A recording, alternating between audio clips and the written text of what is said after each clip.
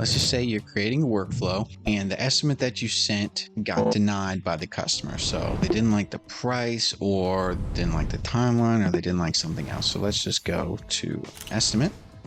So payment estimates.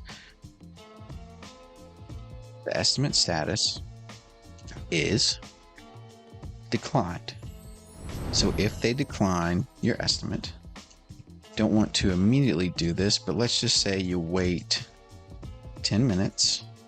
And then if someone declined your estimate, the estimate that you probably put a decent amount of work into pricing for them, what are you going to do? You're not just going to throw that lead away. If they got to the point where they wanted an estimate from you and you send them an estimate, you're probably going to want to follow up and see what went wrong or what could go right. So if you have their SMS number and they're opted in for messages, just send them a message. Say, hey there, and you probably would want to use their name to make it feel more personal. So you can put, hey there, first name, and based on whatever you have in the first name section of the contact card, it will fill this in. So we've been using Casey a lot as an example. So for this, it would say, hey there, Casey, I saw you declined our estimate we had sent over.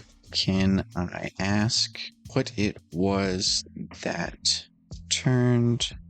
kept you from pulling the trigger? This is kind of a very generic thing, so this could work with basically any industry, but if you want to, you can get a little bit more defined. So like if you only do roofs, you could say, what stopped you from getting your new roof? Or if you only do lawn care services, you could say, what stopped you from taking advantage of our awesome grass mowing? But you know what I mean. You can make this more detailed to your niche if you would like, but this is kind of a generic way of saying it. And it also makes them list to you what issues are for them so that you can hopefully address those. So that way, if they come back and say, oh, the price was just a little too high, or the price was more than we expected, or let's just say the timeline didn't work, you can see if those problems are something that you can work around and then turn that no into a yes. But the thing is here, you don't have to do any of this except for once, but it just depends. A lot of the times, if you're sending an estimate, it's for something semi-custom,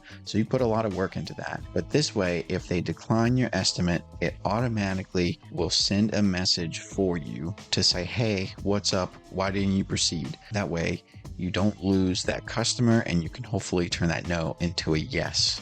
So this simple 3-step flow is going to help you in the event that someone turns down an estimate. Reach out to them after 10 minutes. So let's just name this wait 10 minutes. So we know what it means. We know what it is without having to click into it. SMS, why you say no. And so when you're naming it, the action name, the customer doesn't see any of this. You can name it whatever. This is just to help you keep organized. So you know that what the trigger is when they say no, they decline the estimate. That is what's prompting this whole workflow to start. So after this, it flows down, goes to this. It'll wait for 10 minutes. After 10 minutes are up, it'll send them an SMS, so a text message saying, why'd you say no to the estimate? And then from here, you can add another wait step if you want, and you can do an advanced wait. So instead of waiting a certain time, you can await for them to reply. Did they reply to your message? Timeout.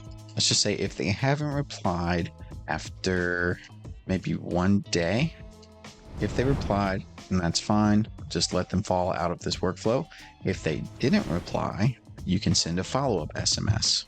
So you could send, let's just see, SMS, follow up, hey, contact first name, reaching out to you again because didn't hear back yesterday.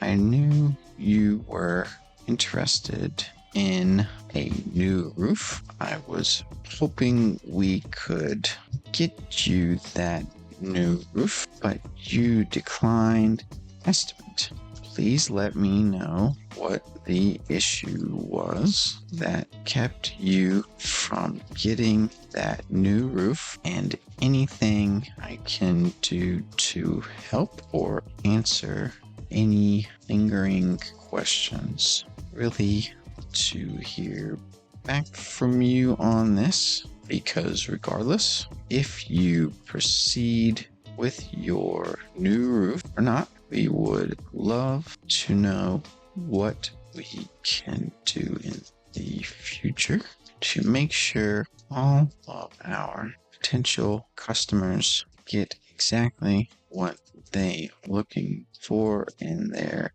estimates. This is maybe not the best thing. I would probably polish this up like a lot. This is kind of long, so it's 616 characters, 170 words. So this is going to be a somewhat pricey text to send. The more words and characters that you're sending, the more that you're going to have to pay in an SMS charge. So you don't want to be firing these things into the oblivion. But if you're not doing it en masse, if you're not sending 6,000 of these, it's really not going to make that big of a difference. But if you are going to send a longer message like this and you are going to send it to a lot of people, it makes the most sense to make sure it's really well polished so that you aren't just sending something that's an expensive text message to people that aren't going to reply or don't care for no reason. So this is, again, not the best thing, but basically what we're doing here is if they decline your estimate, it's going to send them into this workflow. So that's what this is, the trigger. If they decline your estimate, it puts them right here in this workflow. It waits for 10 minutes and then it sends a text message that says, hey, why'd you say no to our estimate? It waits for 1 day.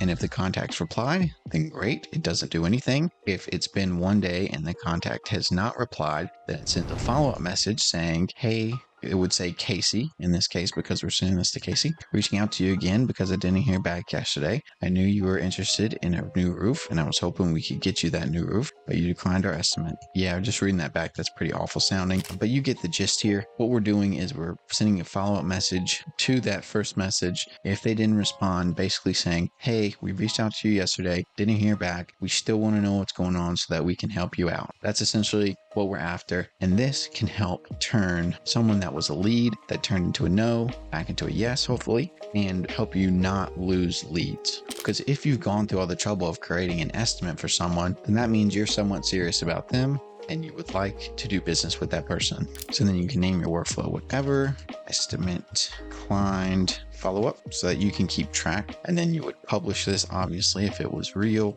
But then this is what ties all of Go High Level together. You can use these for all kinds of different things. I have some automations that have gotten so big that it literally says I have to break them into smaller chunks because it's several dozen steps and if conditions and wait conditions and all these different things. The link in the description down below to start your free trial, and please smash that like button and subscribe. I want to be a trustworthy voice in the space that is so crowded by the gurus and the scammers. I'm just an average guy named Cole, and I appreciate you. Peace.